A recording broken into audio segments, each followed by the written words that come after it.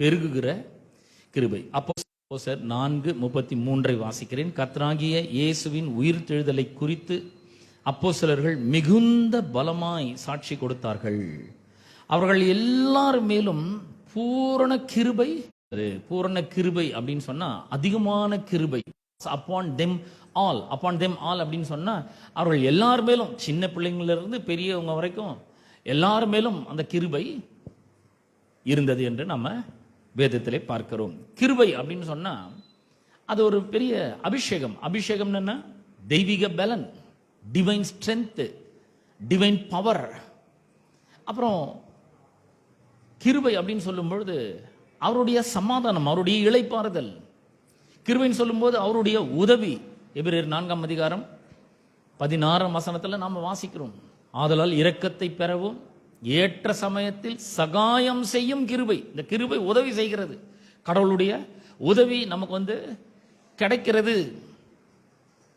அப்ப இந்த வார்த்தைகள் எல்லாம் நல்லா ஞாபகம் வைத்துக் கொள்ள வேண்டும். இதுதான் இந்த கிருபை என்ற தலைப்புல இதுதான் இறுதி போதனை, இதுதான் கடைசி லாஸ்ட் வீக். இதுதான் இந்த வாரம் இதை முடிக்க போறோம். அடுத்த வாரத்துல இருந்து நம்ம வேற புதிய செய்திக்குள்ளாக நம்ம போக போறோம்.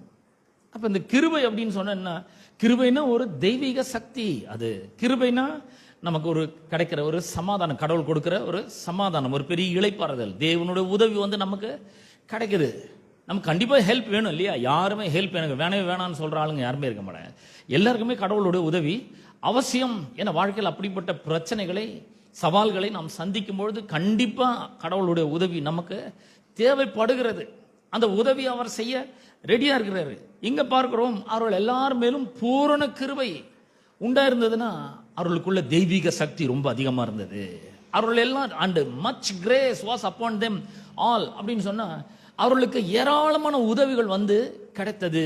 கடவுள் அவங்களுக்கு உதவி செய்யறதுக்கு வல்லவரா இருக்கிறாரு. பாருங்க, நம்ம உதவின்னு வரும்பொழுது கடவுளிடத்துல நம்ம போய் கேட்கவே மாட்டோம். இயேசு கிறிஸ்துவின் இடத்துல, பரிசுத்த ஆவியானவர் இடத்துல நம்ம உதவியே கேட்கிறதே கிடையாது. நான் உங்களுக்கு சவாலா சொல்றேன், பல ஆண்டுகள் கிறிஸ்தவர்களாக இருந்தாலும் கூட உதவின்னு ஒரு உதவி வேணும், தேவை அப்படின்னு வரும்பொழுது நம்ம ஆண்டவருடைய உதவியை நாடுகிறதே கிடையாது.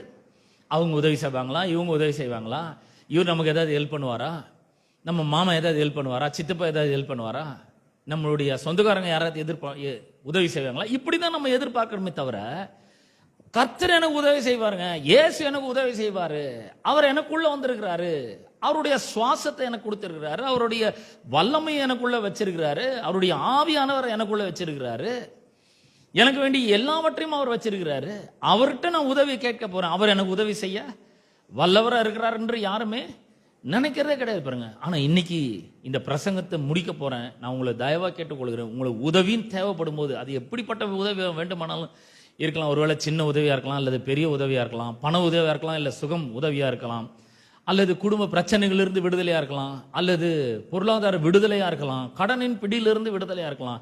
எதுவா இருந்தாலும் சரி, நம்ம ஆண்டவரிடத்திலே கேட்க பழக வேண்டும். ஆண்டவரை நோக்கி பார்க்க நாம பயிற்சி எடுக்க வேண்டும். அப்ப இந்த கிருபைன்னும் பொழுது ஒரு தெய்வீக சக்தி அவருக்கு நமக்கு தராரு. அப்புறம் ஒரு டிவைன் விஸ்டம், தெய்வீக ஞானத்தை அவர் நமக்கு தராரு. வாழ்க்கையில வருகிற பல பிரச்சனைகளை, சவால்களை மேற்கொள்றதுக்கு, ஜெயிக்கிறதுக்கு அவர் நமக்கு என்ன பண்றாரு, ஒரு பெரிய தெய்வீக ஞானத்தை கொடுக்கிறார். ஞானம் ரொம்ப அவசியம். பாருங்க, ஞானம் இல்லைன்னா போச்சு. கொஞ்சம் அறிவு இல்லாம பண்ணோம்னா மொத்தம் காரியமே கெட்டு போயிடும், எல்லாமே கெட்டு போயிடும். பாருங்க, அப்ப ஞானம், அறிவெல்லாம் கூட ரொம்ப முக்கியம். டிவைன் ஃபேவர், தேவனுடைய தெய்வீக தயவு, அது ரொம்ப முக்கியம். அப்ப இந்த கிருபை நம்முடைய வாழ்க்கையில ரொம்ப அவசியமா இருக்கிறது. கிருபை இல்லாம நம்ம வாழவே முடியாது. நாம் நிற்பதும் நிர்மூலமாகாது இருப்பதும் அவருடைய கிருபை தான். நம்ம நிக்கிறது கூட அவருடைய கிருபை. அப்ப இந்த கிருபை எவ்வளவு முக்கியமானதுன்றத கொஞ்சம் பார்க்கணும். இந்த கிருபை தான் நம்மள இந்த உலகத்துல விசேஷமான ஆட்களாக, ஸ்பெஷல் பீப்புளா மாற்றுகிறது இந்த கிருபை தான். தேவனுடைய கிருபை நம்முடைய வாழ்க்கையில வரும்பொழுது we become special people. நம்ம ஒரு விசேஷித்த மக்களாக மாறுகிறோம். ஆர்டினரி பீப்புள்ல ஒரு ஸ்பெஷல் பீப்புளாக நாம மாறுகிறோம். ஆகவே இந்த கிருபை எல்லாருக்குமே ரொம்ப அவசியம். இந்த கிருபை இருந்தா மட்டும் போதாது, இந்த கிருபையில நாம் அதிகமாய் வளர வேண்டும். இந்த கிருபையில அதிகமாய் நாம் என்ன பண்ண வேண்டும், பெருக வேண்டும். அப்ப எல்லாருக்குமே இந்த கிருபை இருக்கிறது என்பதை முதலாவது நாம நிச்சயித்துக் கொள்ள வேண்டும். எல்லாத்துக்கும் மேல இந்த கிருபைனா என்னன்னா, இயேசு கிறிஸ்து அவர் வந்து ஒரு நபர். யோவான் சுவிசேஷம் 1:14 நாம வாசிக்கிறோம். அந்த வார்த்தை மாம்சமாகி கிருபையினாலும் சத்தியத்தினாலும் நிறைந்தவராய், he is full of grace and full of truth. கிருபையும் சத்தியமும் நிரம்பி இருக்கிறது. அவர் நமக்குள்ள வாசம் பண்ணார். எவ்வளவு அற்புதம் பாருங்க. இயேசுக்குள்ள எல்லா கிருபையும் இருக்கு. எல்லா கிருபை என்னன்னா, கிருபையின் எல்லா ஒட்டுமொத்த வடிவமும் அவருக்குள்ள இருக்குது. All forms of grace was dwelling in Jesus Christ. எல்லா விதமான கிருபையும் இயேசு கிறிஸ்துக்குள்ள இருக்குது. அவர் சத்தியத்தின் ஒட்டுமொத்த உருவமா இருக்கிறார். கிருபையின் ஒட்டுமொத்த உருவமா இருக்கிறாரு. அவர் கொண்டு வந்து நமக்குள்ள வச்சுட்டாரு. இதான் கிருபை நம்ம ரொம்ப சிறந்த விதத்தில் புரிந்து கொள்றது. அவரே நமக்குள்ள வந்துட்டாருன்னா அந்த கிருபை எக்கச்சக்கமா உள்ள இருக்கிறது. உள்ளதான் இருக்கிறாரு. அவர் வரும்பொழுது அவருடைய குணாதிசயம், அவர் வரும்பொழுது அவருடைய பண்புகள், குணங்கள் எல்லாமே உள்ள வந்தாச்சு. என்னெல்லாம் வந்திருக்கு? அவருடைய அன்பு உள்ள வந்தாச்சு. ரோமர் 5:5 சொல்கிறது, மேலும் நமக்கு அருளப்பட்ட பரிசுத்த ஆவியினாலே தேவனுடைய அன்பு நம்முடைய இருதயங்களிலே ஊற்றப்பட்டிருக்கிறது. அவர் வரும்பொழுது அவருடைய அன்பு கூட சேர்ந்து வந்துருது. இன்னைக்கு வந்து நம்ம பழைய மாதிரி இருக்க முடியாது. எப்போ பார்த்தாலும் எரிஞ்சு விழுந்துன்னு, எப்போ பார்த்தாலும் ஏதாவது திட்டின்னு அந்த மாதிரி இருக்க முடியாது. இன்னைக்கு வந்து அவர் உள்ள வந்திருக்கிறதுனால, அவருடைய தெய்வீக அன்பு உள்ள இருக்கிறதுனால நம்மளால பொறாமப்படாமல் இருக்க முடியும், சினம் கொள்ளாமல் இருக்க முடியும், சகலத்தையும் தாங்க முடியும், சகலத்தை நம்ப முடியும், சகலத்தையும் விசுவாசிக்க முடியும், இருமாப்பா இல்லாமல் இருக்க முடியும். அவருடைய அன்பு உள்ள வந்தாச்சு. அவர் பகைஞருக்காக கூட வேண்டுதல் பண்ணார். அப்படிப்பட்ட ஒரு அன்பு நம்முடைய இருதயத்தில் ஊற்றப்பட்டிருக்கிறது. அவருடைய நீதி உள்ள வந்தாச்சு. அவருடைய பரிசுத்தம் உள்ள வந்தாச்சு. எபேசியர் 4:14 நாம வாசிக்கிறோம். மெய்யான நீதியிலும் பரிசுத்தத்திலும் தேவனுடைய சாயலாக சிருஷ்டிக்கப்பட்ட புதிய மனுஷனை தரித்து கொண்டிருக்கிறீர்களே. ஜீசஸ ஒரு கோட் மாதிரி நம்ம போட்டு இருக்கிறோம். பாருங்க, இது வந்து என்னுடைய கூடாரம் இல்லையா, என் சரீரம். அது மேல போற ஷர்ட் பேண்ட்லாம் போட்டிருக்கிறேன். ஆனா அதுக்கு முன்னாடி ஜீசன்ற கோட்டை போட்டேன் நான். அப்படி போடும்பொழுது என்ன, மெய்யான நீதி, அவருடைய நீதி எனக்கு வந்துடுது. அவருடைய பரிசுத்தம் எனக்கு வந்து கிடைச்சிருக்கு. மெய்யான நீதி பரிசுத்தம்லாம் எனக்குள்ள வந்தாச்சு. இப்ப நான் பரிசுத்தமா வாடுறதுக்கு முயற்சி பண்ணல, உள்ள பரிசுத்தமான ஒருவர் வந்திருக்கிறார் என்கிற அறிவு வந்துடுது. அதனால உள்ள இருக்கிற ஒரு பரிசுத்தர் அவர் என்ன பண்றாரு, என் வாழ்க்கைய என் மூலமா ஆளுகிறார். அவர் வரும்பொழுது ஜீவன் வந்தாச்சு. ஏன்? யோவான் 1:3 நாம் வாசிக்கும் பொழுது அவருக்குள் ஜீவன் இருந்தது, அந்த ஜீவன் மனுஷருக்கு ஒளியா இருந்தது. அப்ப அவர் உள்ள வரும்பொழுது என்ன வந்துச்சு? ஜீவன் வந்தாச்சு, ஒளி வந்தாச்சு. எவ்வளவு வந்திருக்கு பாருங்க. அப்புறம் வல்லமையும் வந்தாச்சு. இப்ப எல்லாமே இருக்கு. டிவைன் பவர் இருக்கு, டிவைன் விஸ்டம் இருக்கு, தெய்வீக சக்தி, தெய்வீக ஞானம், தெய்வீக அறிவாற்றல் இருக்கு. காரியங்களை ரொம்ப நன்றா புரிந்து கொள்ளக்கூடிய ஒரு டிவைன் அண்டர்ஸ்டாண்டிங் வந்தாச்சு. வாழ்க்கை வெற்றிகரமா வாழ்றதுக்கு வேண்டிய எல்லா ஞானமும் உள்ள வந்தாச்சு. அவருடைய சுவாசம் பிரெத் வந்தாச்சு, அவருடைய ஜீவன் வந்தாச்சு, அவருடைய வெளிச்சம் வந்தாச்சு. எல்லாம் உள்ள இருக்கு. என்ன மாதிரி ஸ்டோர் ஹவுஸ் பாருங்க, நம்ம உள்ள எல்லாமே இருக்கு. ஆல் ஃபார்ம்ஸ் ஆஃப் கிரேஸ் உள்ள இருக்கு. இப்போ ஒரு வசனத்தை நான் வாசிக்க போறேன். 2 கொரிந்தியர் 6:1 நான் வாசிக்க போறேன். 2 கொரிந்தியர் 6:1 வாசிக்கிறேன். தேவனுடைய கிருபையை நீங்கள் விருதாவாய் பெறாதபடிக்கு உடன் வேலையாட்களாகிய நாங்கள் உங்களுக்கு புத்தி சொல்லுகிறோம். அதாவது கடவுள் தம்முடைய கிருபையை உங்களுக்கு தந்திருக்கிறார். நீங்கள் கிருபையை பெற்றிருக்கிறீர்கள்.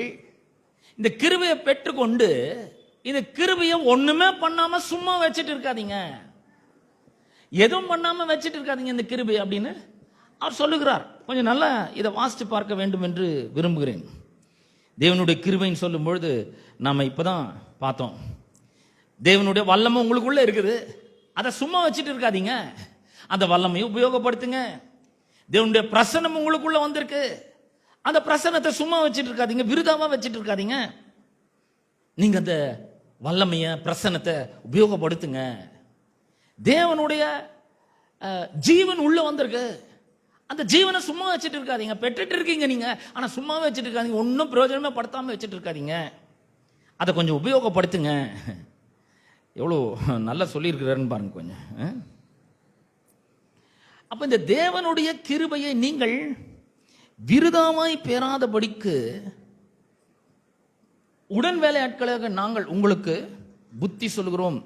இவர் ஒரு ஆலோசனையை நமக்கு சொல்றாரு.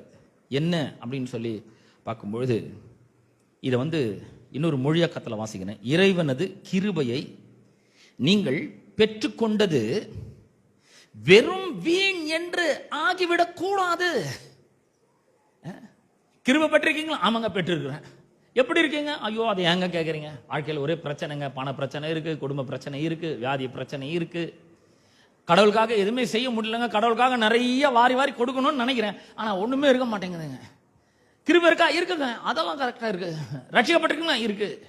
எப்படி ரட்சிக்கப்பட்டிருக்கு? இந்த கிருபையினால தான் ரட்சிக்கப்பட்டிருக்கிறேன். கிருபை உங்களுக்குள்ள இருக்கா? ஆமா. கடவுளுடைய சக்தி இருக்கா? ஆமா.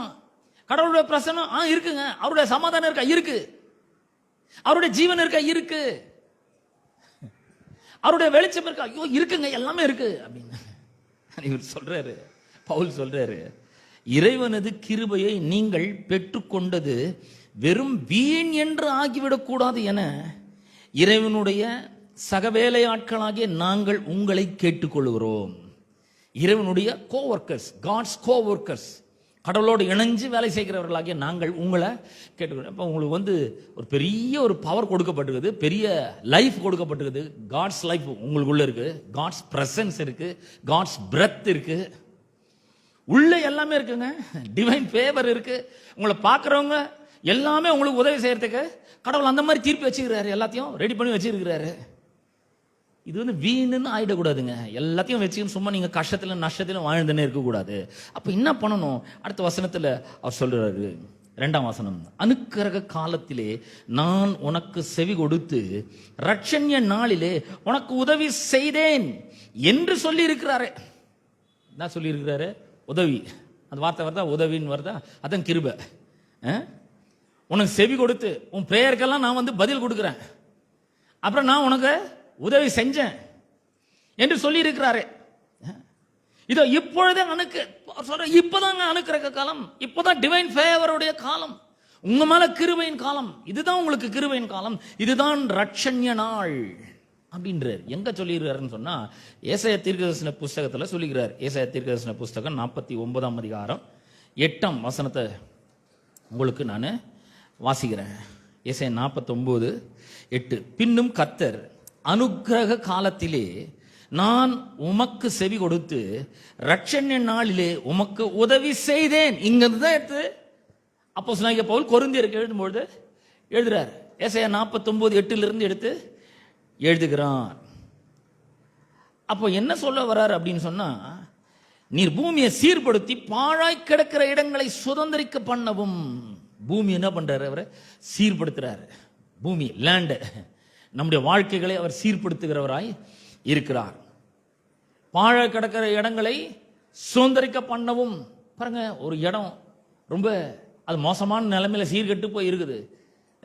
அதை பார்க்கும் போதே நம்மளுக்கு அது மேல ஒரு பெரிய ஆசைலாம் வராது. நாங்க படிச்சு கொண்டு இருந்த காலகட்டத்தில் நிறைய எங்க அப்பாவுக்கும் எங்களுக்கும் நிறைய இடங்களை வாங்கி சொல்லி சொன்னாங்க. பாருங்க, இந்த இடத்த வாங்கிக்கோங்க, இப்போ வாங்கி போடுங்க அப்படின்னு.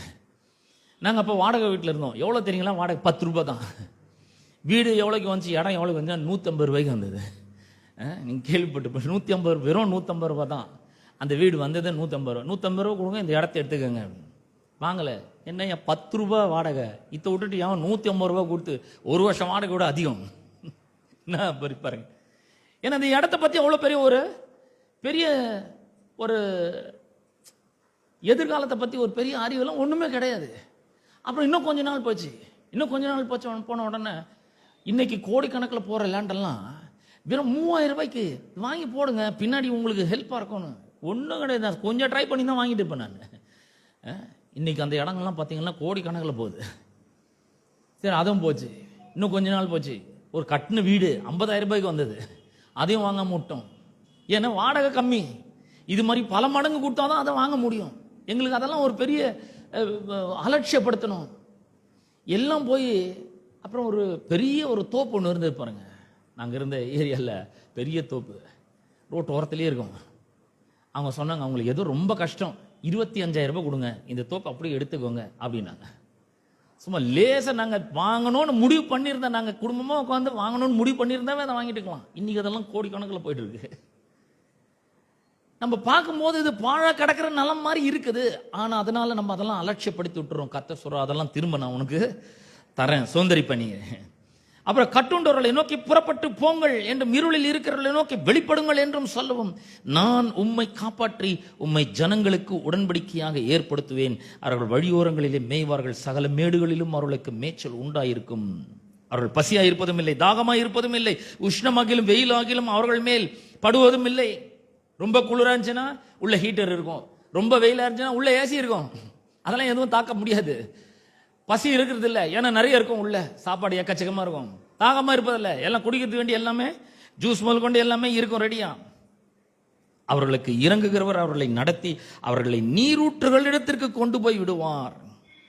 என் மலைகளை எல்லாம் வழியாக்குவேன், என் பாதைகள் உயர்த்தப்படும். இதோ இவர்கள் தூரத்தில் இருந்து வருவார்கள், இதோ அவர்கள் வடக்கிலும் மேற்கிலும் இருந்து வருவார்கள், இவர்கள் சீனின் தேசத்திலும் இருந்தும் வருவார்கள் என்றார். எவ்வளவு அற்புதமா சொல்லியிருக்கிறார். இங்க இருந்தா எடுத்து இந்த வேத பகுதி எடுத்து அங்க எழுதுகிறார்.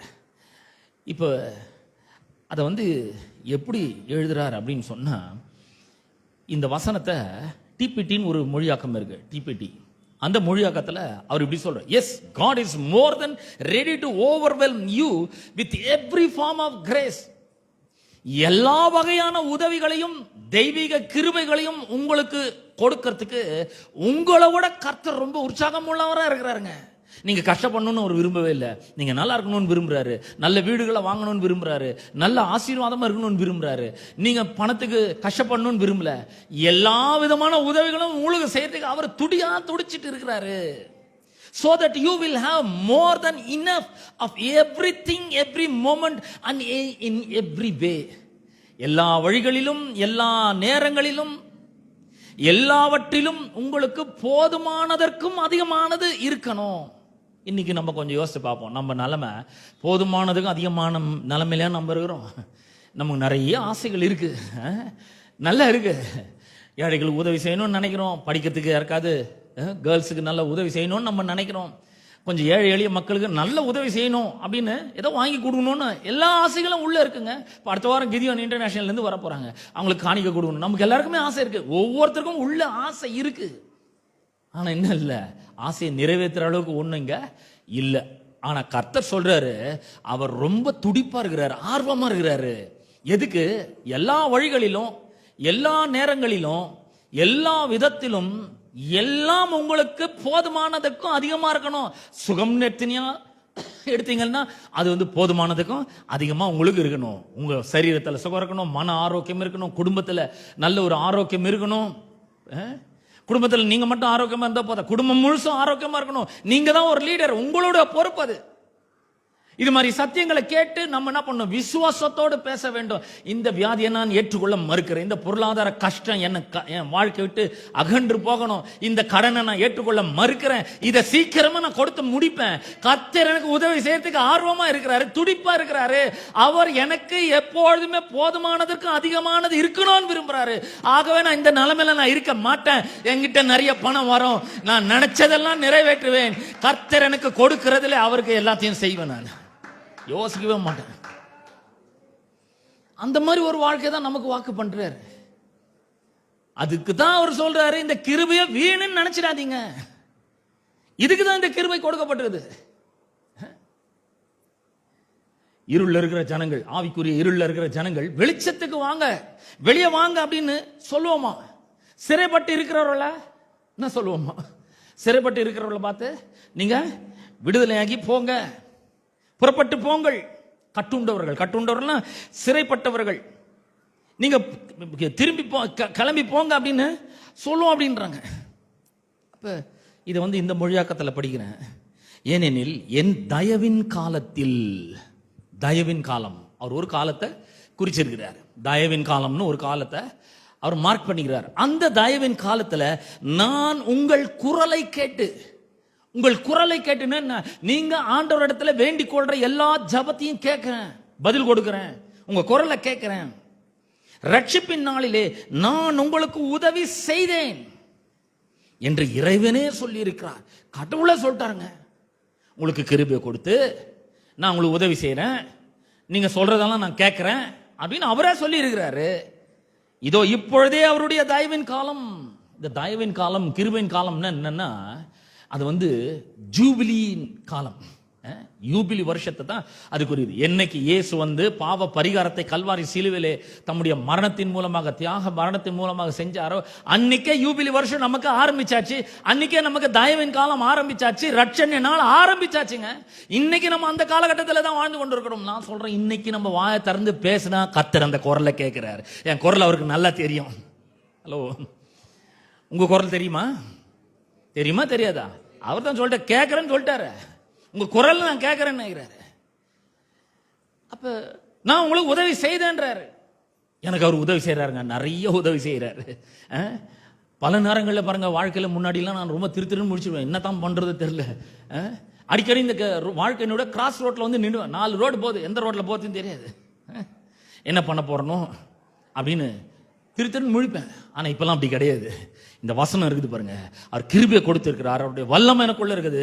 இப்பதான் கிருபையின் காலம், இன்னைக்குதான் ரட்சணை நாள். அவர் சொல்லிட்டாரு, நான் உன் குரலை கேட்பேன்பா, உனக்கு நான் உதவி செஞ்சேன். பாருங்க, அவருக்கு ரெடியா இருக்கிறாருங்க. எப்படி இருக்கிறாருன்னா, அவர் ரொம்ப ஆர்வமாக்குறாரு.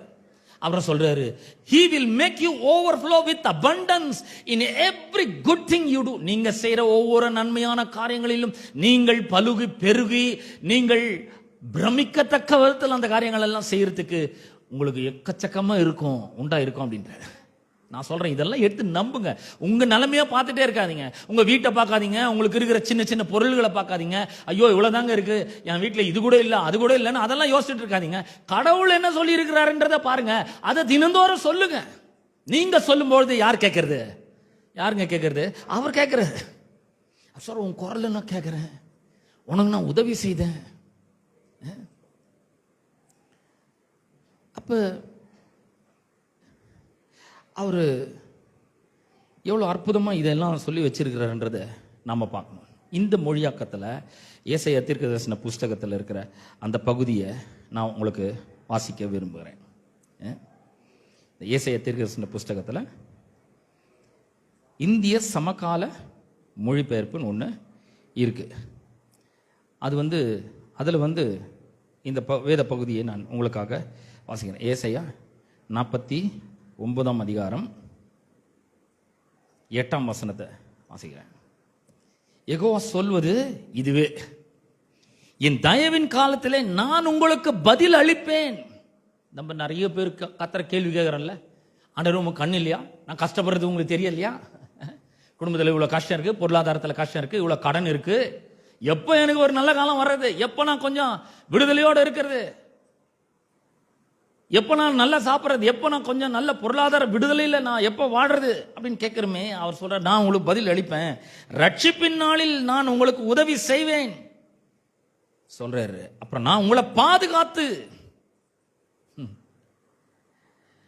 அவர் உதவி செய்யறது மட்டும் இல்ல, நம்ம ஜபத்தை கேட்கறது மட்டும் இல்ல, நான் உங்களை பாதுகாப்பேன் அப்படின்றாரு. அவர் நமக்கு ஒரு பெஸ்ட் ப்ரொடெக்ஷனை அவர் நமக்கு தருகிறார்.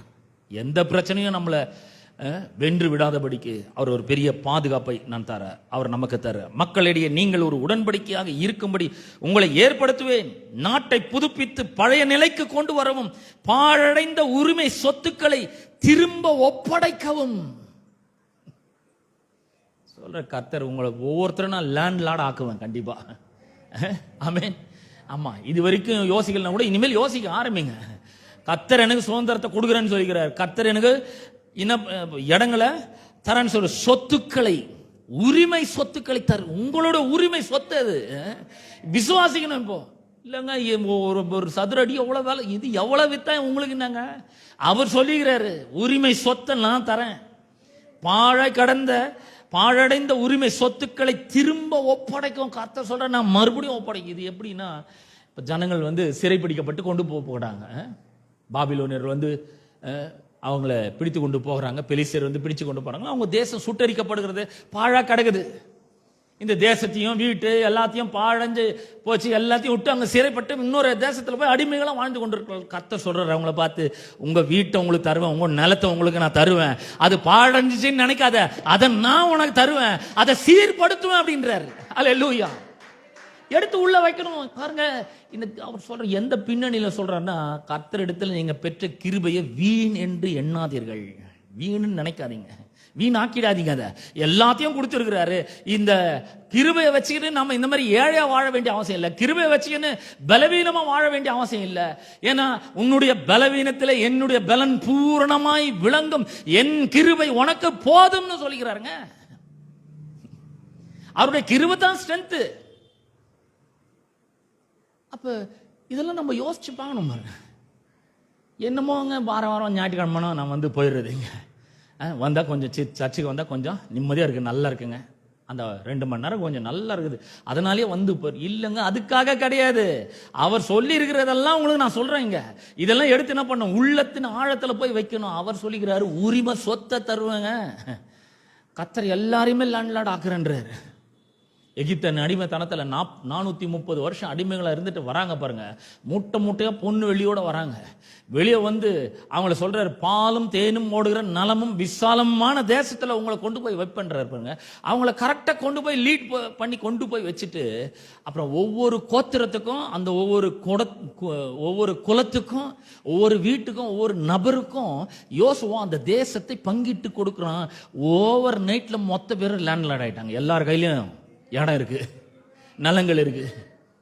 நான் சொல்றேன், இதெல்லாம் நம்ம செய்ய வேண்டிய வேலை. இதெல்லாம் நமக்கு எதுக்குங்க நிறையெல்லாம் ஆசை அப்படிலாம் சொல்லின்னு இந்த பிலாசபிலாம் பேசினே இருக்கவே கூடாது. உள்ள கிருபை இருக்குன்னா நம்ம என்ன பண்ணணும், முயற்சி பண்ணணும், பிரயாசப்பட வேண்டும். இல்லைங்க, கர்த்தர் சொல்லிட்டாரு நான் உரிமை சொத்தை தருவேன், நாட்டை புதுப்பிச்சு பழைய நிலைக்கு கொண்டு வரேன் அப்படின்ட்டாரு. நான் சொல்றேன், அவர் நாட்டை மட்டும் இல்ல, வீட்டையும் புதுப்பிக்கிறார். அவர் உங்கள் வாழ்க்கையும் புதுப்பிக்கிறாரு, உங்களுடைய பொருளாதாரத்தை புதுப்பிக்கிறார், உங்களுடைய சரீர சுகத்தை புதுப்பிக்கிறார். பாருங்க, எல்லாத்தையுமே அவரால் புதுப்பிக்க முடியும். சொல்ற, இதோ புதிய காரியத்தை நான் செய்கிறேன், பழையவர்கள்லாம் நினைச்சு பார்க்காத. எஸ்ஏ 43 அதிகாரம் 18, 19 வசனங்களை நாம் வாசிக்கும் போது, முந்தினவர்களை நினைக்காத, பூர்வமானவர்களை சிந்திக்காத, இதோ நான் புதிய காரியத்தை செய்கிறேன், அது இப்பொழுதே தோன்றும். அவர் சொல்ற எல்லாம் இப்போ நடக்கும்ன்றாரு. நாட்டை புதுப்பிக்கிறேன், வீட்டை புதுப்பிக்கிறேன், உன் வாழ்க்கையை புதுப்பிக்கிறேன், உன் சரீர சுகத்தை புதுப்பிக்கிறேன். ஒருவேளை நீங்க பலவீனத்தினால நலிஞ்சு போயிருக்கலாம், சோர்ந்து போயிருக்கலாம். அவர் சொல்ற புத்துணர்ச்சியை நான் தரேன், புது தெம்ப சரீரத்தில் நான் தரேன். ஒருவேளை ஆர்கன்ஸ் எல்லாம் ஃபெயிலியர் ஆயிருக்கலாம். அவர் சொல்ற நான் புதுப்பிக்கிறத, அந்த கிட்னியை நான் புதுப்பிக்கிறேன், ஹார்ட்டை நான் புதுப்பிக்கிறேன், நுரையீரல் நான் புதுப்பிக்கிறேன், மூளையை நான் பூரா புதுப்பிக்கிறேன், நரம்புகளை எல்லாம் புதுப்பிக்கிறேன், நான் புதுப்பிச்சு தரேன்ற. அவரால் செய்ய முடியாதது எதுவுமே கிடையாதுங்க, அவரால் நிச்சயமா செய்ய முடியும். வாழ கடந்த உரிமை சொத்துக்களை நான் உங்களுக்கு திரும்ப ஒப்படைக்கிறேன். சிறைப்பட்டவர்களை பார்த்து புறப்பட்டு போங்கள் அப்படின்னு அர்த்தம். ஒரு பெரிய ரிலீஸ், பயங்கரமான ஒரு ரிலீஸ். பாருங்க, நிறைய பேர் இன்னைக்கு ஜெயில இல்ல, ஆனா கடன் என்ற சிறையில் இருக்காங்க, மனச்சிறைகள்ல இருக்கிறாங்க. அவங்களுடைய மனம் பலவிதமான கவலைகளினாலே அவர்களை சிறைப்படுத்தி வச்சிருக்கிறது. 24 மணி நேரமும் ஒரே விதமான சிந்தனையில தான் இருக்கிறாங்க.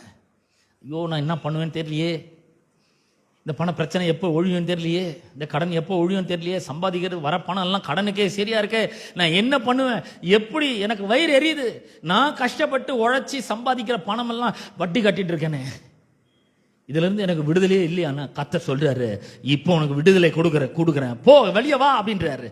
சிறைப்பட்டவர்களை பார்த்து புறப்பட்டு போங்கள், யூ ஹேவ் பீன் ரிலீஸ்ட் அப்படின்ற ஒரு பெரிய விடுதலை. புறப்பட்டு போங்கள் என்று சொல்லவும், இருளில் உள்ளவர்களை பார்த்து வெளிப்படுங்கள் என்று சொல்லவும் இப்படி செய்வேன். இதெல்லாம் ஏன் செய்யறேன்றார்னா, சிறைப்பட்டவர்களை, இதெல்லாம் ஞாபகம் இருக்கா உங்களுக்கு?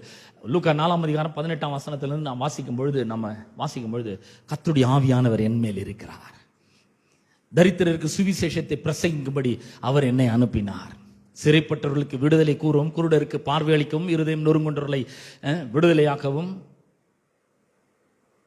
இருதம் நொறுங்குன்றலை காயம் கட்டவும், கட்டுன்றலை விடுதலையாக்கவும், கர்த்தருடைய அனுக்கிரக வருஷத்தை அறிவிக்கும் கர்த்தருடைய ஆவியானவர் என் மேல இருக்கு. இதுதாங்க, இதுக்காக தான் கர்த்தர் நமக்கு ஆசீர்வாதத்தை தராரு. பெரிய பெரிய உரிமை சொத்துக்களை அவர் நமக்கு தருகிறார். 10ஆம் வசனம் சொல்கிறது, அவர்கள் பசி அடைவதும் இல்லை, தாகம் கொள்வதும் இல்லை, பாலைவன வெப்பமோ வெயிலோ அவர்களை தாக்காது. அவர்கள் மேல் இரக்கமாய் இருக்கிறவரே அவர்களுக்கு வழிகாட்டி அவர்களை தண்ணீர் ஊற்றுகளின் அருகே வழி நடத்தி செல்லுவார். தண்ணீர் அருகே, நீரூற்றுகளின் அருகேனா எப்பவுமே கண்டினியூஸ் சப்ளை. அப்படிப்பட்ட வாழ்க்கையை தேவன் நமக்கு வாக்கு பண்ணி இருக்கிறார். சுகம் குறையவே குறையாது, சப்ளை இருந்துட்டே இருக்கும். சுகம் அவரிடத்திலிருந்து வந்துட்டே இருக்கும். பொருளாதார ஆசீர்வாதம் அவரிடத்திலிருந்து வந்துட்டே இருக்கும். தொடர்ந்த சப்ளை. நீரூற்றுகள் அண்டையில் அப்படின்னுங்கிறார். கண்டினியூஸ் சப்ளை உங்களுக்கு கண்டிப்பா கிடைக்கும். அப்புறமா சொல்றாரு, எனது எல்லா மலைகளையும் நான் வழிகளாக மாற்றுவேன், எனது பெரும் பாதைகள் உயர்த்தப்படும். இதோ அவர்கள் தூரத்தில் இருந்து வருவார்கள். சிலர் வடக்கில் இருந்தும், சிலர் மேற்கில் இருந்தும், சிலர் சீனிம் பிரதேசத்தில் இருந்தும் வருவார்கள். அற்புதமா சொல்றாரு பாருங்க. எல்லாம் சொல்லிட்டு அவர் சொல்ல, இன்னைக்கு தாங்க அந்த நாள். நம்ம இதெல்லாம் செய்வேன்னு சொல்றாரு. அதுக்காக அந்த காலகட்டத்துக்காக காத்துட்டு இருக்கிறதால 2000 வருஷத்துக்கு முன்னாடியே இந்த தயவின் காலம் வந்தாச்சு. கிருபையின் காலகட்டத்தில் தான் நம்ம வாழ்ந்து கொண்டு இருக்கிறோம். அவர் சொல்றார், இப்ப நான் உன் பிரேயரை நான் கேட்பேன், பதில் கொடுப்பேன், உனக்கு உதவி செய்வேன், உன்னுடைய பாழாய் கிடந்த பட்டணங்களை நான் திரும்ப தருவேன், சீர்கெட்டு போயிருந்ததெல்லாம் நான் சீர்படுத்துவேன், உனக்கு உதவி செய்வேன், உரிமை சொத்தை தருவேன், உன்னை பாதுகாப்பேன். இதுக்கான கிருபைகள்லாம் கர்த்தர் நமக்கு தராரு. பசி இருக்காது, தாகம் இருக்காது, ஏன் எக்கச்சக்கமா இருக்கும். நீரூற்றண்டைகளிலே நாம் இருப்போம், தொடர்ந்து சப்ளை இருந்துனே இருக்கும், ஒரு குறையும் இருக்காது நமக்கு.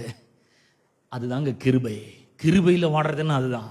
எந்த குறையும் இல்லாமல் வாழ்றது தான் தேவனுடைய கிருபையில வாடுறது. இதை வீணுன்னு நினைக்காதீங்க அப்படின்ற. எல்லா நேரத்திலும், எல்லா நாட்களிலும் எல்லாமே உங்களுக்கு ஓவர்ஃப்ளோவா இருக்கும், போதுமானதற்கும் மிகவும் உங்களுக்கு அதிகமாக இருக்கும் அப்படின்றார்.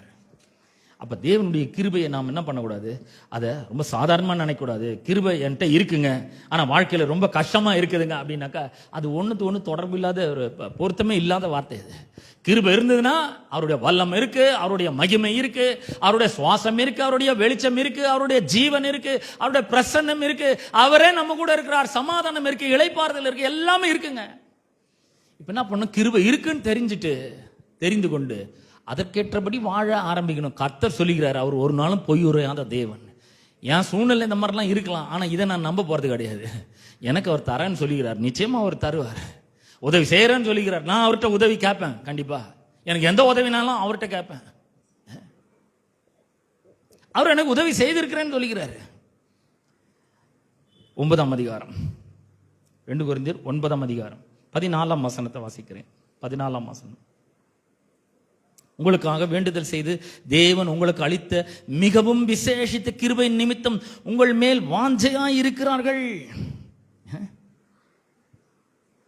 இந்த கிருபை பாருங்க, வெரி ஸ்பெஷல் கிரேஸ், ரொம்ப விசேஷமான கிருபை. ஆங்கிலத்தில் எப்படி வரும்னா, because of this extraordinary grace which God has lavished on you. அப்படின்னா எக்கச்சக்கமா இந்த கிருபையை பெருக செய்றார். என்ன கிருபை? சாதா கிருபை இல்ல, விசேஷமான கிருபை, எக்ஸ்ட்ராடினரி கிருபை.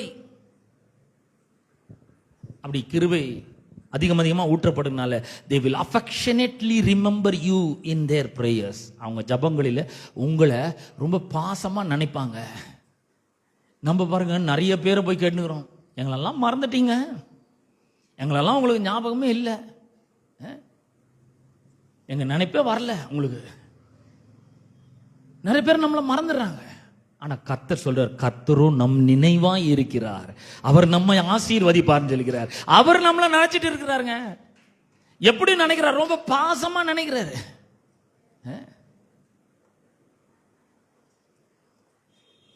2 கொரிந்தியர் 12ஆம் அதிகாரம் 9ஆம் வசனத்தை வாசிக்கிறேன். 9ஆம் வசனத்தை வாசிக்கிறேன். அதற்கு அவர், என் கிருபை உனக்கு போதும், my grace is sufficient for you. My grace is always more then enough for you. எப்பவுமே என் கிருபை உனக்கு போதுமானதற்கும் அதிகமா இருக்கும் அப்படின்றார். அதுக்கப்புறம் சொல்ற பலவீனத்திலே என் பலம், பவர். கிருபை என்னன்னா தெய்வீக பவர், அது டிவைன் பவர்.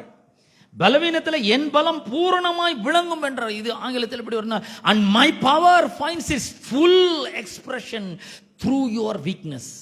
நீங்க எந்தெந்த இடத்துல எல்லாம் பலவீனமா இருக்கிறீங்களோ, சில பார்த்தீங்கன்னா உடனே அழுதுருவாங்க. அழாம எதையுமே அவங்க சொல்லவே முடியாது. அவங்க சைடு நியாயமே இருந்தா கூட அவங்க அழுவாங்க. லேடிஸ்க்கு அந்த மாதிரி ஒரு வீக்னஸ் இருக்கு. அவங்க பண்ணது கரெக்டா இருக்கும், புருஷன் செஞ்சு தப்பா இருக்கும். இதை போய் புருஷன்கிட்ட சொல்லணும், அழுவாம அவங்களால எதையுமே சொல்லவே முடியாது. எல்லாம் அழுதுனே தான். சொல்ல ஆரம்பிக்கும் போதே கண்ணெல்லாம் கலங்கி ஊத்த ஆரம்பிக்கும். சொட்டு சொட்டா எங்க தான் வச்சுட்டு இருக்காங்களே தெரியல, அப்படியே ஃபவுண்டைன் மாதிரி வரும் பாருங்க. அது அவங்களுடைய பலவீனம். ஆனா அவர் சொல்றாரு, கர்த்தர் சொல்றாரு, என் பவரை நான் உனக்கு தரேன், உன்னுடைய பலவீனத்திலே என்னுடைய பலம் பூரணமாய் விளங்கும். வெறும் இந்த பலவீனம் மட்டும் கிடையாது. பலவீனம் சொல்லும் பொழுது, வீக்னஸ் சொல்லும் பொழுது நிறைய வீக்னஸ் இருக்கு. சிலர் பணத்துல வீக்கா இருப்பாங்க, சிலர் வேற எதாவது மோசமான காரியங்களை செய்யறதுல வீக்கா இருப்பாங்க, சிலர் கோவப்படுறதுல ரொம்ப வீக் தொட்டாச்சினிங்க இருப்பாங்க. சில ஹஸ்பண்ட் எல்லாம் பாத்தீங்கன்னா அவங்க கூட 1 மணி நேரம் கூட வாழ முடியாது. தொட்டாச்சினிங்க எல்லாத்துக்குமே கோவம் வந்துடும், மூக்கு மேல இருக்கும் கோவம். மனைவி அன்பா பேசணும் அப்படின்னு பாத்துக்கிறீங்களா இந்த மாதிரி ஆளுங்களை? டூ டச்சினா தொட்டாசி நீங்க கோவம் தான். அவங்க வாழ்நாள் முழுக்க கோவப்பட்டுனே தான் இருப்பாங்க அவங்க. ஆனா கர்த்தர் சொல்றாரு, இந்த பலவீனத்தெல்லாம் நீக்கத்துக்கு என்னுடைய பலன் உன்ட்ட பூரணமாய் வழங்கும். இதுல இருந்தெல்லாம் வெளியே வர முடியும், இதுல இருந்தெல்லாம் விடுதலையாக முடியும். நிறைய பேர் வேற நிறைய காரியங்கள்ல அடிமைகளா இருக்கிறாங்க. வீக்னஸ், சிலருக்கு மொபைல் போன் ரொம்ப weakness, Instagram weakness, WhatsApp weakness, status weakness, எவ்வளவு வீக்னஸ் இருக்கு பாருங்க. இதுலயே நிறைய பேருக்கு பலவிதமான மோசமான காரியங்கள். போர்னோகிராஃபி அது ஒரு வீக்னஸ். அது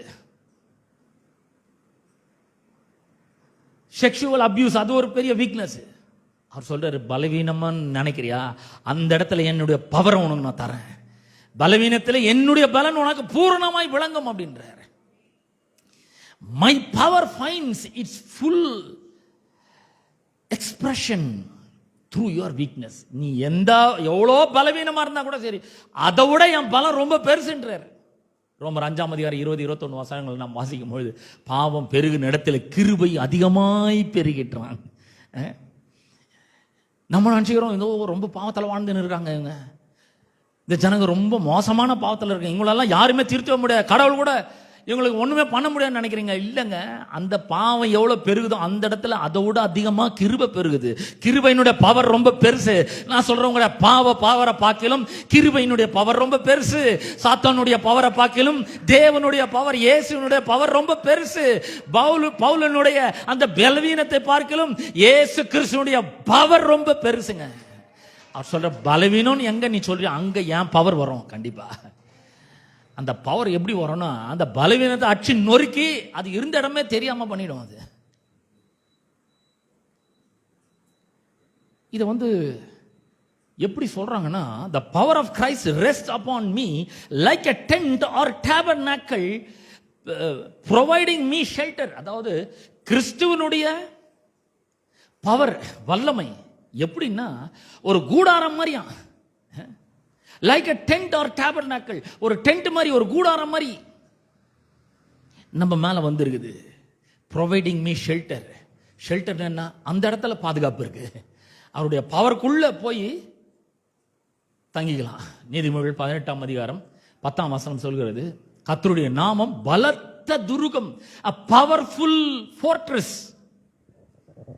The name of the Lord is a mighty tower. டவர்னா ஒரு டேபர்நாக்கிள், டேபர்நாக்கிள்னா ஒரு டென்ட், டென்ட்னா ஒரு ஷெல்டர், பாதுகாக்கப்பட்ட ஒரு இடம்.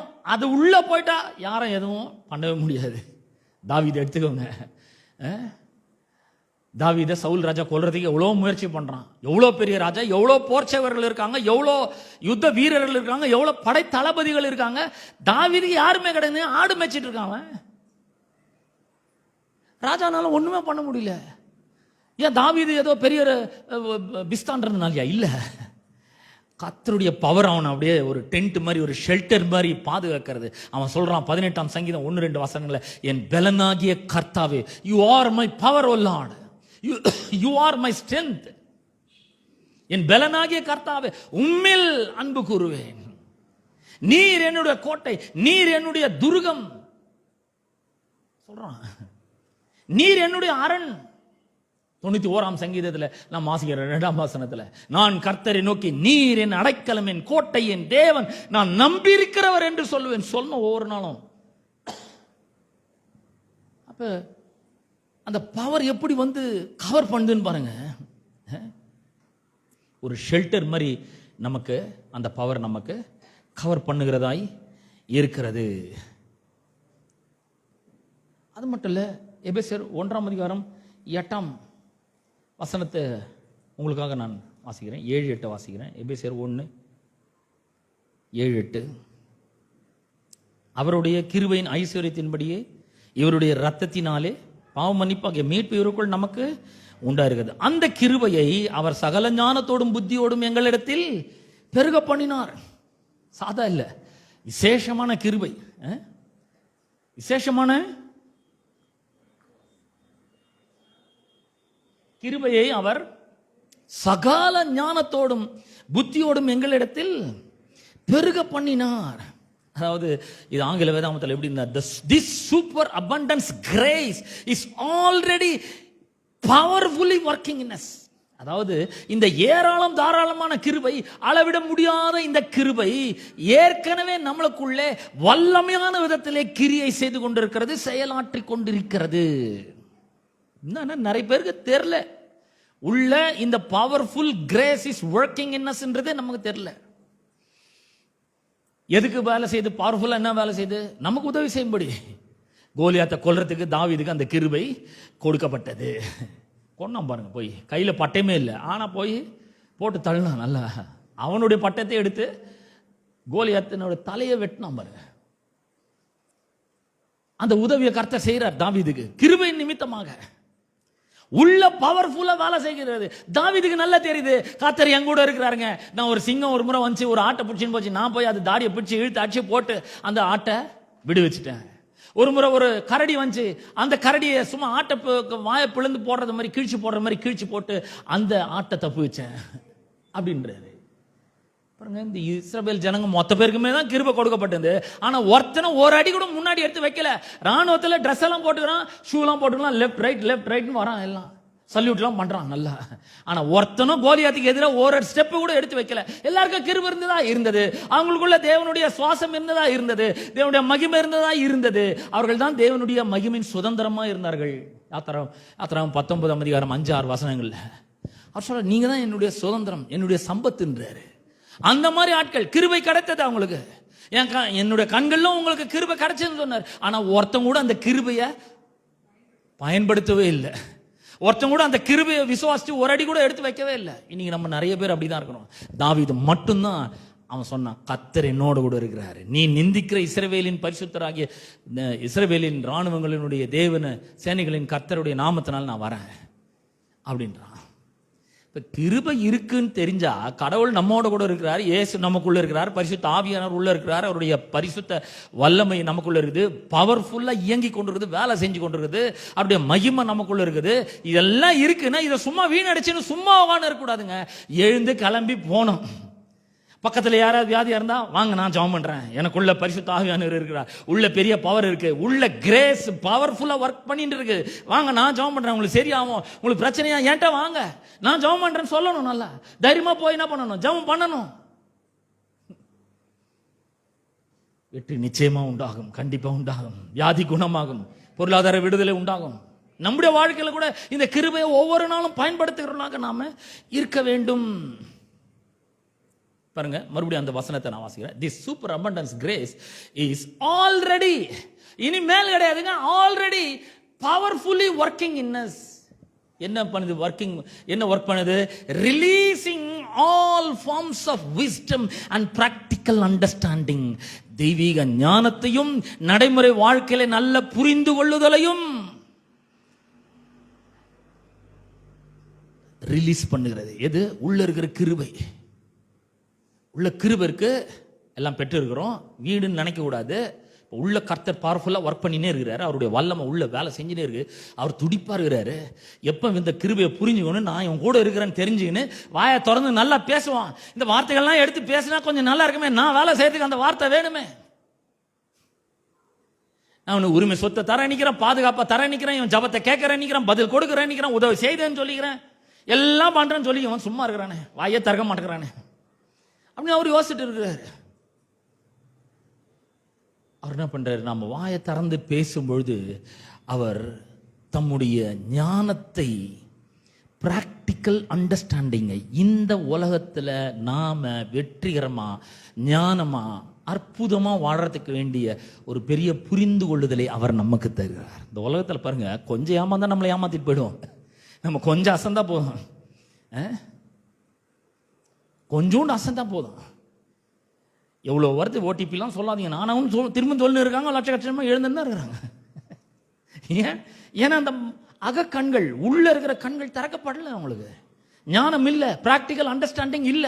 ஒரு வாழ்க்கையில ஒரு பிரச்சனை வருதுன்னா அந்த அந்த பிரச்சனைக்குரிய பதில் எனக்குள்ள இருக்குது. இப்ப என் குடும்பத்திலேயோ இல்ல என்னுடைய ஊழியத்திலோ ஒரு பிரச்சனைனா இந்த பதில் எனக்குள்ள இருக்குது. இப்ப நான் என்ன பண்ணுவேன், உள்ள அவர் ரெடியா இருக்கிறாரு. இப்ப நான் யோசிச்சு பார்ப்பேன். உடனே பிரச்சனை பார்த்து நான் பயந்துட மாட்டேன். உள்ள நான் யோசிச்சு பார்க்கறேன், ஆண்டவரே உங்களுடைய கிருபை எனக்குள்ள பவர்ஃபுல்லா வேலை செஞ்சுன்னு இருக்குது. நான் எந்த சூழ்நிலையிலும் எல்லாத்திலையும் எப்பொழுதுமே every moment and everything in every வே, எல்லா வழிகளிலும், எல்லா சந்தர்ப்பங்களிலும், எல்லா நேரத்திலும் எனக்கு போதுமானதற்கும் அதிகமா இருக்கணும்ன்றதுக்காக நீர் எல்லா விதங்களிலும் அந்த கிருபையை என்கிட்ட ஓவர்ஃப்ளோ பண்ண வைக்கிறீர். நான் வெற்றி பெறணுன்றது நீ பார்த்துக்கொள்ள. அதனால எனக்குள்ளதான் இருக்குது எல்லாமே. நான் பயப்பட மாட்டேன். இப்போ இந்த பிரச்சனை இருக்கு, இந்த பிரச்சனையை நான் என்ன பண்ணணும், என்ன பேசணும், என்ன செய்யணும், எனக்கு இந்த ஞானம் வெளிப்படணும், பிராக்டிக்கல் அண்டர்ஸ்டாண்டிங் வேணும் ஆண்டவரே. இது மாதிரி நம்ம போய் ஆவியானவரை உள்ள இருந்து கேட்கும்பொழுது என்ன மாதிரி ஒரு விடுதலை நமக்கு உண்டாகும் தெரியுங்களா? நான் சொல்றேன் பாருங்க, இதை பயிற்சி செய்து பாருங்க. உதாரணத்துக்கு உங்களுக்கு கணவன் மனைவியில் ஒரு பிரச்சனை, கணவன் மனைவிக்கு இடையே ஒரு பிரச்சனை இருக்கு. இப்போ நான் என்ன பேசணும் நான் கேட்குறேன் பாருங்க. ஆண்டவர்கிட்ட ஆவியானவர் இப்போ நான் என்ன பேசணும்? ஆவியானவர் சொல்றேன், வாயை மூடு, நீ பேசுன வரைக்கும் போதும், பேசி கெடுத்ததெல்லாம் போதும், வாயை மூடிட்டு இரு. இல்லை நான் ஏதாவது பண்ணணும் ஆண்டவரே, இந்த சூழ்நிலை மாறணும் எனக்கு. சரி போய் சாரி கேள் போ சொல்லுவாருங்க, கண்டிப்பா சொல்லுவாரு. அவர் சொன்னா கேட்கலாம், கண்டிப்பா சரியாயிடும். நம்மளால ரொம்ப சுலபமா செய்யக்கூடிய விஷயத்தை தான் ஆவியானவர் நம்மகிட்ட சொல்லுவார், இதை செய். அப்படி செய்யும் பொழுது இந்த பிராக்டிக்கல் அண்டர்ஸ்டாண்டிங், குடும்ப வாழ்க்கையில, திருமண வாழ்க்கையிலே, பொருளாதாரத்திலே என்னவெல்லாம் செய்யணும்னு அவர் கற்றுக் கொடுக்கிறார், எனக்கு கற்றுக் கொடுக்கிறார். பல ஆண்டுகள் பார்த்தீங்க, நிறைய நல்ல வேலையெல்லாம் இருந்திருக்கிறேன், நல்ல சம்பாதிச்சிருக்கிறேன். ஆனால் எதையுமே எனக்காகவும் எதிர்காலத்துக்காகவும் எதுவுமே சேர்த்து வைக்கல. ஏன்னா அந்த பிராக்டிக்கல் அண்டர்ஸ்டாண்டிங் கிடையாது. ஆனால் இப்போ இந்த கிருபையை போதிக்க ஆரம்பித்திலிருந்து நிறைய இந்த பிராக்டிக்கல் அண்டர்ஸ்டாண்டிங் இருக்கு. கடவுள் அந்த விஸ்டத்தை கொடுக்குறாரு, என்ன பண்ணணும்ன்றதை கொடுக்குறாரு. முன்ன தெரியாது, இப்போ எல்லாம் நல்லா தெரியுது. முன்ன எதுவுமே வழங்காது, ஆனால் இப்போ ரொம்ப நல்லா வழங்குது.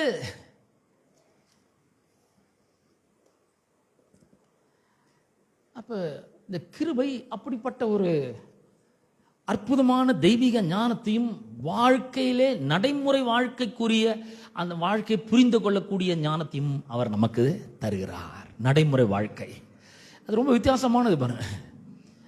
சில நம்மகிட்ட ரொம்ப நேசமா பழகிற மாதிரி பேசுவான், ஆனா நமக்கு பின்னாடி குழி வெட்டுவான், நமக்கு தெரியாது அதெல்லாம். ஆனா பிராக்டிக்கல் அண்டர்ஸ்டாண்டிங் கடவுள்கிட்ட இருந்து வரும்பொழுது ஆவியானவர் உள்ளந்தே சொல்லுவார், கொஞ்சம் ஜாக்கிரதையா இருப்பா, ரொம்ப போகாத, ஏமாத்தத்துக்கு அதான் உன்ட்ட வரான், கொஞ்சம் கேர்ஃபுல்லா இரு சொல்லுவார். ஆண்டவர் சொல்லிக் கொடுப்பாரு, இந்த பிராக்டிக்கல் அண்டர்ஸ்டாண்டிங்லாம் சொல்லிக் கொடுப்பார். இன்னொரு வசனம், கடைசியாக ஒரு வசனம், எபேசியர் 3ஆம் அதிகாரம் 7ஆம் வசனத்தை வாசிக்கிறேன்.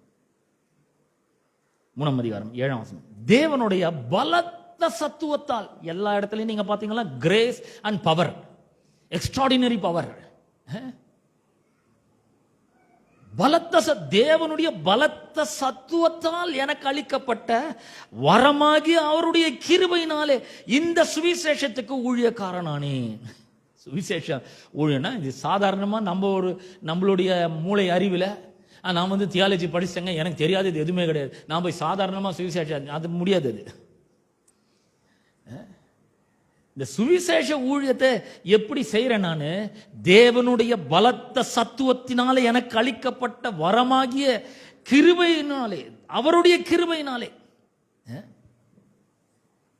இந்த சுவிசேஷத்துக்கு ஊழியக்காரனானேன். பரிசுத்தவான்கள் எல்லாரிலும் சிறியவனாகிய நான் கிறிஸ்துவனுடைய அளவற்ற ஐஸ்வர்யத்தை புறஜாதிகளிடத்தில் சுவிசேஷமாய் அறிவிக்கிறதுக்காக இந்த கிருபை எனக்கு அளிக்கப்படும். கிருபை எதுக்கு அளிக்கப்படுறதுன்னா, இந்த சுவிசேஷத்தை, இயேசு கிறிஸ்துவனுடைய ஐஸ்வர்யத்தை, அளவற்ற ஐஸ்வர்யத்தை, அவருடைய ஞானம் எவ்வளோ, ஐஸ்வர்யம் எவ்வளோ, இது எல்லாத்தையும் அறிவிக்கிறதுக்காக. எப்படி ஒரு ஞானமா ஒரு பாவியை எடுத்து நீதிமானாக்குறார், பாவத்துக்கான பரிகாரத்தை எப்படி அவருடைய சரீரத்தின் மூலமாக சிந்தப்பட்ட ரத்தத்தின் மூலமாக செய்கிறார். இதெல்லாம் தேவனுடைய தெய்வீக ஞானம் பாருங்க. இந்த ஐஸ்வர்யத்தை புறஜாதிகளிடத்தில் சுவிசேஷமாய் அறிவிக்கிறதுக்காக இந்த கிருபை எனக்கு அளிக்கப்பட்டிருக்கிறது.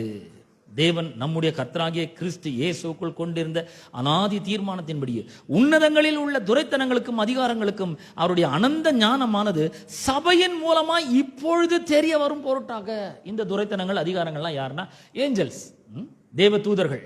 இந்த தேவ தூதர்களுக்கு இப்ப இந்த தேவ தூதர்கள்லாம் எப்படின்னா சபையை உற்று பார்த்து கொண்டே இருக்கிறார்கள்.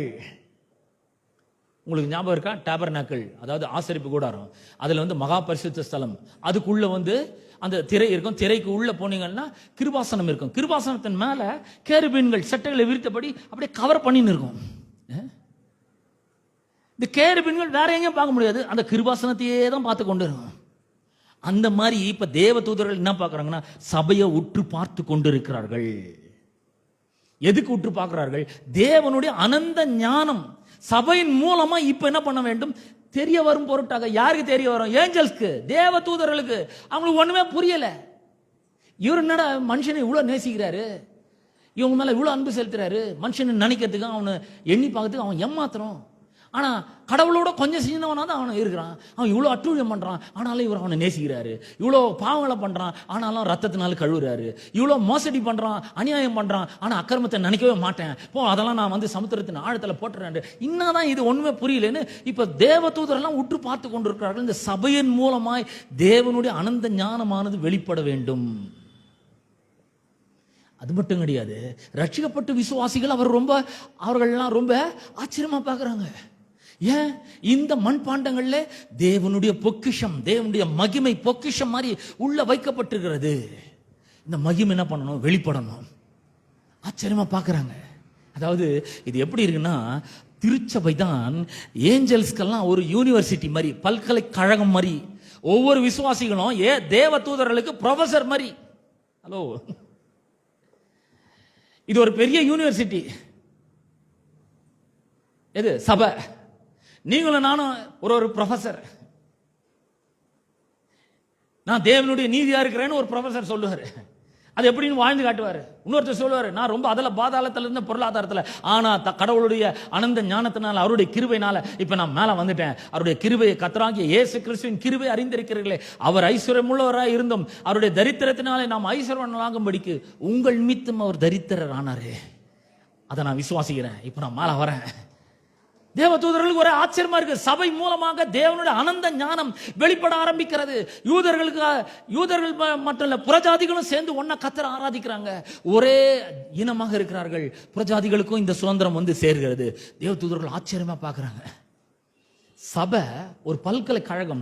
நீங்களும் நானும் தேவ தூதர்களுக்கு ஒரு ப்ரொஃபசர் மாதிரி இருந்து இந்த பரலோகத்தினுடைய ரகசியங்களை, தேவனுடைய அனந்த ஞானத்தை, அவர் தேவன் நம்ம மேல வச்சிருக்கிற கிருபை, அபிஷேகம், ஆற்றல், வலிமை, சுவாசம், மகிமை, அவருடைய பிரசன்னம், இதெல்லாம் வெளிப்படுற விதத்தில் வாழும்பொழுது தேவ தூதர்கள் உற்று பார்க்கிறார்கள். நாடா இது ஒரே பெரிய அதிசயமா இருக்குது அப்படின்னு.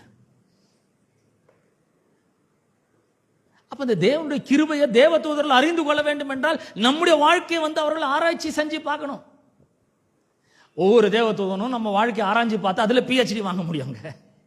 கடவுள் அவ்வளவு பெரிய கிருபையை நம்ம வாழ்க்கையில வச்சிருக்கிறார். நான் சொல்றேன், இந்த கிருபையை நம்ம ரொம்ப வீணா நினைக்க கூடாது. இது வேஸ்ட்டுங்க. கிருபை இருக்கு, கிருபை இருக்குங்க, ஆனா ஏழையா இருக்காங்க. கிருபை இருக்குங்க, நான் வியாதியா இருக்கேங்க. கிருபை இருக்குங்க, என்னால மேலேயே வர முடியலங்க. கிருபை இருக்குங்க, வேலையே கிடைக்க மாட்டேங்குது. கிருபை இருக்குங்க, படிக்கவே முடியலங்க. கிருபை இருக்குங்க, ஆனா என்னால பொருளாதாரத்தில் விடுதலை ஆகவே முடியலங்க. கிருபை இருக்குங்க, ஆனா எல்லா கட்ட பழக்கமும் இருக்குங்க. கிருபை இருக்குங்க, ஆனா பாவத்துக்கு அடிமை. இந்த மாதிரி வாழ்க்கையே கிடையவே கிடையாது. உள்ள கிருபை இருந்ததுன்னா அந்த வல்லம் இருக்குதுன்னு அர்த்தம், அவருடைய மகிமை இருக்குன்னு அர்த்தம், அவருடைய ஜீவன் இருக்குன்னு அர்த்தம், அவருடைய வெளிச்சம் இருக்குன்னு அர்த்தம். அவர் நமக்கு உதவி செய்யறேன்னு சொல்லியிருக்கிறார், செய்தேன்னு சொல்லியிருக்கிறாரு, பாதுகாக்கிறேன்னு சொல்லியிருக்கிறாரு, உரிமை சொத்தை திரும்ப தரேன்னு இருக்கிறாரு, எல்லாத்தையும் நான் சீர்படுத்துவேன் அப்படின்னு இருக்கிறாரு. நான் சொல்றேன், இந்த கிருபையை ஒவ்வொரு நாளும் உபயோகப்படுத்துங்கள். காலையில் எழுந்தவன, ஆண்டவரே உம்முடைய கிருபைக்காக நன்றி ஆண்டவரே. இந்த புதிய நாளை நான் சந்திக்கும் பொழுது உம்முடைய புதிய கிருபையை ஏராளமாக எனக்கு தருவீராக. உம்முடைய புதிய உதவிகளை எனக்கு அதிகமாக தருவீராக. உம்முடைய புதிய வல்லமைகளை எனக்கு தருவீராக. ஏன்னா இன்னைக்கு என்ன எதிர்த்து வரப்போகுது எனக்கு தெரியாது ஆண்டவரே. என்ன மாதிரி பிரச்சனை வரப்போகுதுன்னு தெரியாது. ஆனா என்ன மாதிரி பிரச்சனை வந்தாலும் எல்லா ஃபார்ம்லயும் உம்முடைய கிருபையும் தயமும் எனக்குள்ள இருக்கிறனால, உம்முடைய பவர் எனக்குள்ள இருக்கிறனால, இந்த கிருபை இந்த வல்லமையினால தாவீது கோலியாத்தை வென்றது போல, யோசேப்பு தன்னுடைய தரிசனத்தை, டெஸ்டினியை போய் அடைஞ்சது மாதிரி, எஸ்தர் அந்த தேசத்துக்கே ஒரு பெரிய ஒரு விடுதலையை பெற்று தந்தது மாதிரி, இன்னைக்கு இந்த கிருபை என்னுடைய வாழ்க்கையில வெளிப்படட்டும். தேவ தூதர்கள் இதை அறிந்து கொள்ளட்டும். என்னுடைய சபை ஒரு பெரிய யூனிவர்சிட்டியா இருக்கட்டும். நான் ஒரு பெரிய ப்ரொஃபஸரா இருக்கட்டும். தேவனுடைய கிருபையின் ஐஸ்வர்யம் என் மூலமாக இந்த தேவ தூதர்கள் காணட்டும். ஜெபம் பண்ணுங்க. ஒவ்வொரு நாளும் அற்புதமான வாழ்க்கையை வாழும்படி நம்ம தீர்மானிக்க வேண்டும். நான் விசுவாசிக்கிறேன், கண்டிப்பா நீங்க தீர்மானம் எடுப்பீர்கள், இந்த கிருபையில வாழ்வீர்கள். இந்த கிருபை உங்களை வாழ வைக்கும். கிருபை சாதாரணமான கிருபை இல்ல, உங்களை வாழ வைக்கிற கிருபை. ஆமென். இந்த கிருபையை ஒவ்வொரு நாளும் பெற்று அந்த கிருபையில வளர்ந்து இந்த கிருபையை உபயோகப்படுத்தி வாழ்க்கையில் ஒரு நல்ல நிலைமைக்கு நீங்கள் வர வேண்டும் என்பதுதான் தேவனுடைய திட்டமாக, சித்தமாக இருக்கிறது. அதுக்காக தான் இதை என்ன பிரசங்கமே பண்ண வச்சுக்கிறார். வரும் நாட்களில் கண்டிப்பா நீங்கள் உரிமை சொத்தை மீட்பீர்கள். கண்டிப்பா நல்லா வாழ்வீர்கள். சுகம், பலன், ஆரோக்கியம், ஜீவன் எல்லாம் உண்டாகும். உங்களுடைய பலவீனத்தில் அவருடைய பவர் பர்ஃபெக்டா வழங்கும், பூரணமாய் விளங்கும். கண்டிப்பா பலவீனம்லாம் வரும்பொழுது சோர்ந்து போகாதீங்க. அவருடைய கிருபையை கேளுங்க. ஆண்டவரே உம்முடைய கிருபை தான் என்னுடைய பவர். ஆண்டவரே உம்முடைய பவர் தான் எனக்கு நீர் கொடுக்கிற கிருபை. அந்த கிருபை அதிகமா தாங்க. உம்முடைய உதவி அதிகமா தேவைப்படுது ஆண்டவரே. இந்த காரியத்தில் நீங்கள் எனக்கு உதவி செய்யுங்க அப்படின்னு சொல்லுங்க. நான் சொல்றேன், அவரால் செய்ய முடியாத அதிசயமான காரியம் ஒண்ணுமே கிடையாது. எல்லாவற்றையுமே அவரால் செய்ய முடியும். ஆமென். கர்த்தர் உங்களை ஆசீர்வதிப்பார். நாம் யாரும் எழுந்து நிற்போம். எல்லாரும் எழுந்து நிற்போம். கேட்ட சத்தியத்திற்காக கர்த்தருக்கு நன்றி செலுத்துவோம். இந்த கிருபையை ஒவ்வொரு நாளும் நாம் வாழ்க்கையில பெற்று இந்த கிருபையை எக்ஸ்பீரியன்ஸ் பண்ணணும். கடவுளுடைய அன்பை, கடவுளுடைய பிரசன்னத்தை, கடவுளுடைய இயேசு கிறிஸ்துவனுடைய மகத்துவத்தை, மகிமையை, மாட்சிமையை, அவருடைய பவரை, அவருடைய பிரத்தை, அவருடைய லைஃபை, அவருடைய லைட்டை நம்ம என்ஜாய் பண்ணணும். ஒவ்வொரு நாளும் இதில் நிரம்பினவர்களாய் வாழ வேண்டும். அபிஷேகம் பெருக ஆரம்பிக்கும், வல்லமை பெருக ஆரம்பிக்கும், பிரச்சனைகள் தீர ஆரம்பிக்கும், கடனிலிருந்து விடுதலையாகி வெளியே வருவீர்கள். புதிய காரியத்தை கர்த்தர் உங்களுடைய வாழ்க்கையில செய்வார். இதுவரைக்கும் இல்லாத அளவு இந்த வரும் காலங்களில் நீங்கள் இந்த ஆண்டு முழுவதும் கிருபையை அனுபவிப்பீர்கள். ஆமென். கர்த்தர் உங்களை ஆசீர்வதிப்பார். நாம் கண்களை மூடி ஜெபிப்போம். அன்பின் பிதாவே, உம்முடைய குமாரனாகிய இயேசு கிறிஸ்துவின் நாமத்திலே உம்மண்டை நாங்கள் வருகிறோம். அற்புதமான மன மகிழ்ச்சி நாளுக்காக உமக்கு நன்றி செலுத்துகிறோம். தேவனுடைய கிருபை எவ்வளோ பெரிதென்று நாங்கள் பார்த்தோம் ஆண்டவரே. கிருபைனா அபிஷேகம், கிருபைனா பவர், கிருபைனா உதவி, ஹெல்ப் ஆண்டவரே. கிருபைனா டிவைன் ஸ்ட்ரென்த் ஆண்டவரே, divine wisdom, divine understanding, practical understanding ஆண்டவரே. உமக்கு நன்றி செலுத்தினேன். இவ்வளவோ நீர் எங்களுக்கு தந்திருக்கிற இந்த உலகத்திலே நாங்கள் வாழும்பொழுது இந்த வாழ்க்கை வெற்றிகரமாக நாங்கள் வாழ்வதற்கு வேண்டிய எல்லா அனுக்கிரகத்தையும் நீர் தந்திருக்கிறீர். இதுதான் அனுக்கிரக காலம், இதுதான் ரட்சணிய நாள் என்று நீர் சொல்லியிருக்கிறீர். இப்பவே நான் உனக்கு உதவி செய்வேன், இன்னைக்கே நான் உனக்கு உதவி செய்வேன், இன்னைக்கே நான் உனக்கு ஜெபத்தை கேட்டு உனக்கு பதில கொடுப்பேன், இன்னைக்கே நான் உன்னை பாதுகாப்பேன், இன்னைக்கே நான் உனக்கு உரிமை சொத்தை திரும்ப தருவேன் என்று நீ சொல்லுகிறதற்காக உமக்கு ஸ்தோத்திரம் ஆண்டவரே. எங்களை ரிலீஸ் பண்ணி இருக்கிறதுக்காக உமக்கு ஸ்தோத்திரம் ஆண்டவரே. ஆண்டவரே எங்களை வெளிச்சத்தில் வாழ வைத்திருக்கிறதுக்காக உமக்கு நன்றியை செலுத்துகிறோம் ஆண்டவரே. கர்த்தாவே இந்த கிருபையை நாங்கள் பெற்றிருக்கிறோம் ஆண்டவரே. இனிமேல் நடக்க போற ஒண்ணு இல்ல, இப்ப நாங்கள் கிருபை பெற்றிருக்கிறோம். இந்த பவர் எங்களுக்குள்ள இருக்கு. இதை விசுவாசித்து ஒவ்வொரு நாளும் உம்முடைய வார்த்தைகளை பேசி எங்களுடைய வாழ்க்கையில எல்லாவற்றின் மேலும் வெற்றி மேல வெற்றி எடுக்க எங்களுக்கு எல்லா விதத்திலும் உதவி ஒத்தாசையும் செய்யும்படியா நாங்கள் ஜெபிக்கிறோம். சத்தியத்தை கேட்ட மக்களுக்காக நன்றி செலுத்துகிறேன் ஆண்டவரே. ஒவ்வொருவரும் உடைய வல்லமையான பாதுகாப்பின் கரத்துக்குள்ளாக ஒப்பு கொடுக்கிறேன். வியாதியோடு வந்திருக்கிற ஒவ்வொருவருக்காக ஜெபிக்கிறேன். பலவீனத்தில் உம்முடைய பலன் பூர்ணமாய் வழங்கட்டும் என்று ஜெபிக்கிறேன். உம்முடைய பவர் ஆண்டவரே உள்ள வர்க் செய்யட்டும் என்று நாங்கள் ஜெபிக்கிறோம் ஆண்டவரே. Already working powerfully in us என்று சொல்லப்பட்டிருக்கிறது கர்த்தாவே. அப்பா, ஏற்கனவே அவர்களுக்குள்ளே வல்லமை வேலை செய்து கொண்டிருக்கிறக்காக, செயல் ஆற்றிக் கொண்டிருக்கிறக்காக, ஒர்க் பண்ணி கொண்டிருக்கிறக்காக நமக்கு நன்றி செலுத்தணும். அந்த கிருபை ஆண்டவரே இவர்களுக்கு வாழ்க்கையில எல்லாவற்றையும் கொண்டு வரட்டும். இவருடைய தரிசனங்களை நிறைவேற்றட்டும். வெற்றி மேல வெற்றியை தரட்டும். பொருளாதார விடுதலை உண்டாக்கட்டும் என்று ஜெபிக்கிறேன். அந்த கிருபை இவர்களுக்கு சரீரத்தில் பெரும் சுகத்தை உண்டு பண்ணட்டும். குடும்பத்தில் சமாதானத்தை உண்டு பண்ணட்டும். இவர்களை விசேஷித்த மக்களாக மாற்றட்டும் என்று நாங்கள் ஜெபிக்கிறோம் ஆண்டவரே. தொடர்ந்து மக்களை ஆசீர்வதியும். துதி கன மகிமை எல்லாவற்றையும் ஒருவருக்கே நாங்கள் செலுத்துகிறோம். இயேசுவின் நாமத்தில் ஜெபிக்கிறோம் பிதாவே, ஆமென். நம்முடைய கர்த்தராகிய இயேசு கிறிஸ்துவின் கிருபையும் பிதாவாகிய தேவனுடைய அன்பும் பரிசுத்த ஆவியானவருடைய ஐக்கியமும் பாதுகாலும் வழிநடத்தலும் என்றும் என்றும் சதா காலங்களிலும் நம் அனைவரோடும் என்றும் இருப்பதாக. ஆமென், ஆமென். நாம் ஒரு பாடலை பாடி